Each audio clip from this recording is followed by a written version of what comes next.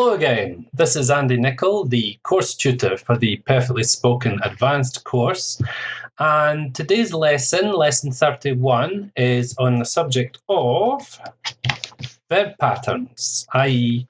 what comes after particular verbs, and this corresponds to level C1, as usual, on the Common European Framework, or if you're more familiar with IELTS, more or less 7.5 on the IELTS scale. So we're going to be looking at different verb patterns. First, looking at the difference between transitive and intransitive verbs, that is, verbs that take objects and verbs that don't. We'll discuss this a little later. And we'll be looking at verb plus object plus infinitive. That's infinitive with and or without to. Okay, so I'm going to tell you a little problem I've had, which is that I wanted to buy a new car, and unfortunately I didn't have enough money at first. Eventually I was able to buy it, so I bought the car, but I'd gone to the bank and the bank didn't give me the money. They didn't lend me the money. Eventually my parents agreed to lend me the money. Okay, so let's look at these sentences in a bit more detail. We bought a new car last week. We had been waiting for years to afford to get it. In the end, my parents gave us the money. Okay, so the first sentence, we bought a new car. After bought, do we have an object? Well, yes, we do. It's a transitive verb, so it takes an object, as in a new car in this case. The verb wait, however, does not require an object. So, for example, we have been waiting for years. There's no object here. These are called intransitive verbs. They cannot be passive. The first sentence, we bought a new car last week. You could say a car was bought by us last week. Is a bit unusual, but it's possible to make it passive. But the second one, no. And then some transitive verbs can take two objects, as in C. My parents gave us, the direct object, the money. So, when a transitive verb takes two objects, the first object is usually the person, as in our example. My parents lent or gave us, people, the money, the thing. However, we can usually reverse the order using prepositions such as to or for. My parents lent the money to us. And with some verbs, it's necessary to use the preposition to. For example, you explain something to somebody. We explained our situation to the bank. Other verbs similarly, describe. He described the problem to his teacher. In this case, the person is actually usually at the end. She announced her arrival to everyone assembled, announced as well. Okay, so here there is also situations where verbs can be both transitive and intransitive. Usually there's a slight difference in meaning. He tentatively opened the door. So he opened the door. He subject, verb open, the door object. However, the door can open almost by itself. The door opened slowly, possibly by the wind or whatever, but it's as if the door's opening itself. So here there's no object. So it's both transitive, he opened the door, and intransitive, the door opened. I burned my fingers while I was cooking. You're frying something, or cooking something in the oven. I burned my fingers. I, subject, burned my fingers, the object. However, the house burned to the ground. It's as if it burned itself. Obviously, there's a fire, but there's no object here. Okay, the house burned to the ground. And also, it's possible to leave out or omit an object where it is obvious. Where did you learn to cook so well? Obviously, you cook food. I drove home last night. Obviously, a car. So here are some verbs, and I'd like you to decide whether they're transitive, intransitive, transitive with two objects, or could be both. Okay, so burn is the example. We used it before. The house burned down. I burned my fingers is obviously both. Okay? What about describe?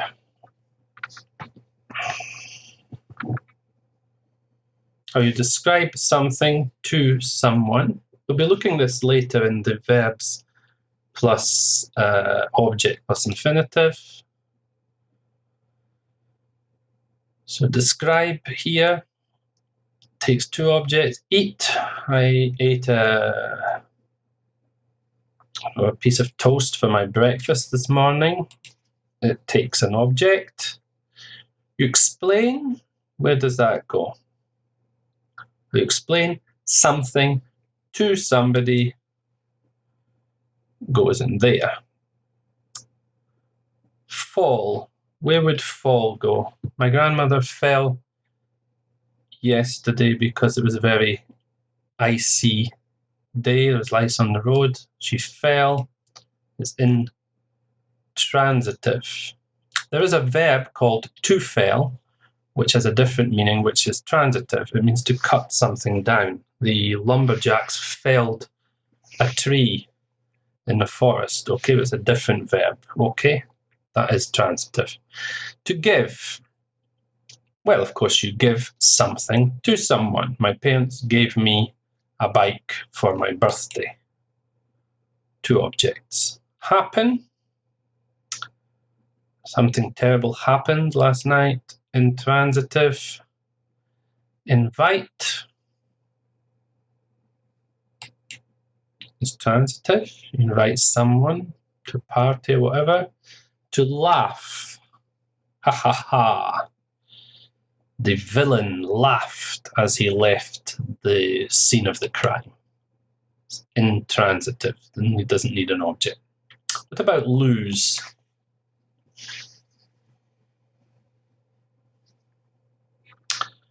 Well, normally you lose something. I lost the match, or I lost my pencil. It could be that you can admit the object if it's obvious. So if you're playing a game of football and say, oh, we lost yesterday, you mean the match. So technically it's still transitive, even though you can drop the object. Make, in the sense of, well, there are two types of make. You can make something, so it's simply transitive. But you can make in the sense of oblige someone to do something. My mother made me tidy my room. To pull.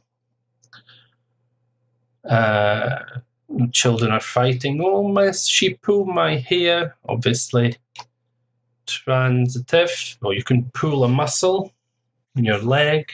Again, transitive. Send. Well, both.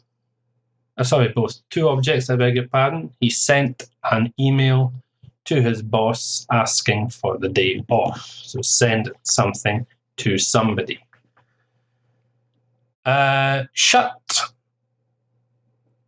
Well, shut is both. The door shut. The door blew shut. Or the door shut in the wind. Or he shut the door. Sit. Again, it's both, because sit has, again, more than one meaning. To sit does not require an object. please sit over there, for example. But sit can also mean to sit an exam, in which case it needs the object exam. So it's both. Sleep is intransitive. What about surprise? As always, pause the recording if you'd like a little time to think. Well, surprise needs an object. You surprise somebody. We surprised my sister last week by organising a party for her. Turn, again, is both. Oops, that'll disappear here. For example, you turned the handle of the door. Okay, so turned the handle is an object. But he turned when he heard the noise. There's no object. Wake is both. Something can wake somebody. For example, the sound of the wind woke her from her sleep. Or it can be intransitive. She woke early this morning to go for a run. And finally, warn is transitive. You warn somebody. Yes, you warn me about the upcoming exam and so on. Okay, so here you're going to see some sentences. I'd like you to decide which of them is not possible or is incorrect.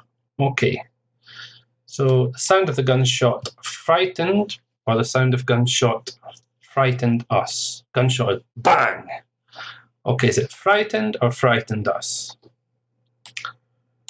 And of course it's frightened us. Okay, it's transitive. And of course it can be passive. We were frightened by the sound of gunshot. Transitive verb. Okay, next one, which is not possible. Really nice to listen to music while I'm cleaning the house. It's really nice to listen to music while I'm cleaning the house. And of course, it's the second one's not possible. You listen to something. It needs a dependent preposition. To. Neighbour's dog barking, ruff, ruff, ruff, woke her. The neighbour's dog barking woke. Well, woke can be transitive or intransitive, but with this meaning, something wakes somebody else. It needs an object. So the first one's correct, the second is incorrect. The neighbour's dog woke her. You could say, of course, she woke when she heard the neighbour's dog barking. That's the intransitive meaning. Could you pass me the newspaper? Could you pass the newspaper me? Well, here, of course, we normally put the person before the thing, so the second one is not possible. You could say, of course, could you pass the newspaper to me? That would be possible. Something terrible happened last night. Something terrible happened to me last night. Obviously, the second one is not possible. Happened is intransitive.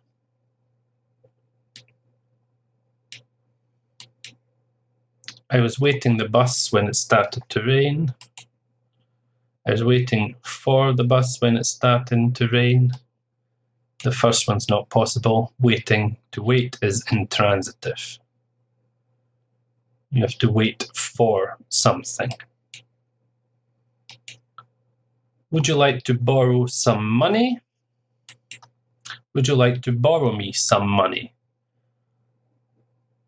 Well, you can lend someone some money, but you can't borrow someone some money. So the second one is not possible. Would you like to borrow some money? My parents have been away for a month and I miss a lot. My parents have been away for a month and I miss them a lot. Well, miss is transitive, so you need the object. So I miss them a lot. This weekend, we announced our good news to our family. This weekend, we announced our family our good news. You announce something to someone. So this one is not possible. Okay, so on a related theme, we want to look now at verbs plus objects plus infinitive, with or without to. Some verbs are followed by an object and infinitive with to. For example, beg, I begged her not to tell, is the case negative, anyone. She persuaded her husband to buy her a new bag. And similarly, the verbs dare, it's like to challenge someone to do something. Encourage, invite, and urge all follow a similar pattern. Some verbs, however, are followed by an object and infinitive without to. For example, make, where it means to oblige. My mother made me tidy my room. I'll help you finish your homework. My dad lets me, that's like allows me, lets me stay up late at the weekend. However, allow would be in the first group, allows me to stay up late at the weekend. Okay, so let's look at some examples and see if you can complete the sentences. So, will you let help you move house this weekend? Could you make this into a sentence using let and help? Well, let is followed by infinitive without to. So it's will you let me, your object, help you move house this weekend? Will you let me help you move house this weekend? Will you allow me to give you a hand? Will you let me help you to move house this weekend? Okay, she urged her students study for the exam. Well, urge is followed by an infinitive with to. So she urged her students to study for the exam in the past. So here we go. I dare her jump from a plane and she did it. Well, dare is followed by infinitive with to. So it's I dared her to jump from a plane and she did it. Do you think your parents let go to the party? Obviously it's in the future, so with will. Pause the recording if you need time to think. Do you think your parents will let you go to the party? Let is infinitive without to. Another one. Can you persuade them give up their foolish idea? Pause the recording if you need time to think. Of course, can you persuade them to give up their foolish idea? The next one. My parents make something, do the washing up after dinner. My parents made me do the washing up after dinner, infinitive without to. Okay, so that's that in today's lesson, lesson 31. So lesson 32, the next lesson, we're going to be looking at the world of work. That's with me, as always, Andy Nicol. And we'll be looking at lots of vocabulary associated with the world of work. So I hope that you've found this lesson useful, as always, and I look forward to talking to you again in the near future. Bye-bye for now.